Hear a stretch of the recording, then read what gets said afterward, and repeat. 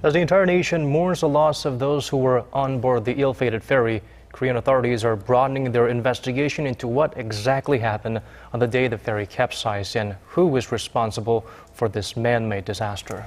And for more details on the joint investigation between police and the prosecution, we're now joined by our Yoo Li-an here in the studio. Li-an, what have we learned so far? Hi guys, it seems like all 15 crew members and of course including the captain that escaped the doomed Sewol-ho ferry will face criminal charges. 11 have already been charged with negligent homicide and violating maritime law, with the remaining 4 undergoing investigations as suspects for the same crimes.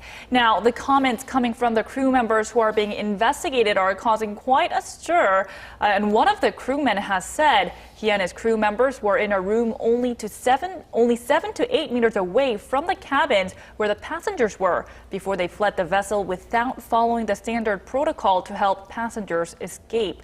Another crewman with a surname Son has claimed that he stayed in the vessel as long as he could to assess how serious the situation was until he was forced to flee and later be rescued.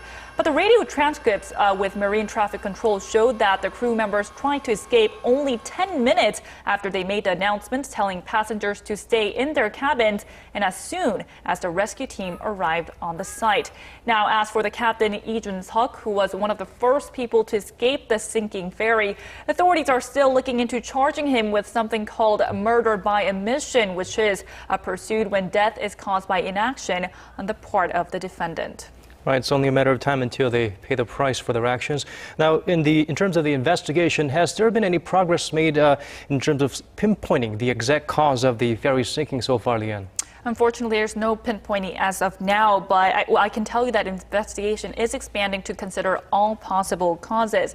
Now, prosecutors are now also looking into the Ohamana ferry, which is a similar type of ferry owned by the Cheongjin Marine Company, the operator of the sunken Sewol-ho, to find possible clues for why the ferry sank. Now, there are a number of possible causes for the sinking being thrown around, but here are the 3 that are emerging as the most likely scenario. One is that the ferry made a sharp right turn. Now, another is that the containers that weighed a total 3,600 tons were not secured properly. There's also the possibility that the renovations made to the ferry to carry more passengers and cargo made it unstable. The joint investigation team has put together a group of experts to conduct a simulation that takes into account wind, fright, ocean currents, and of course, the modification made to the ship to find out the exact cause of the accident.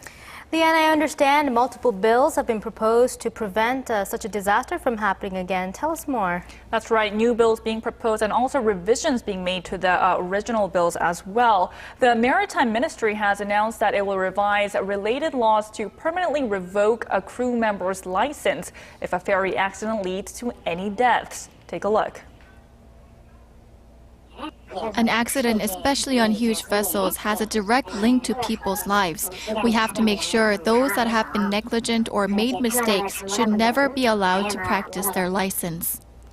There's another put forth by the Maritime Ministry that would only allow captains that hold first-class sailing licenses to sail vessels weighing more than 6,000 tons.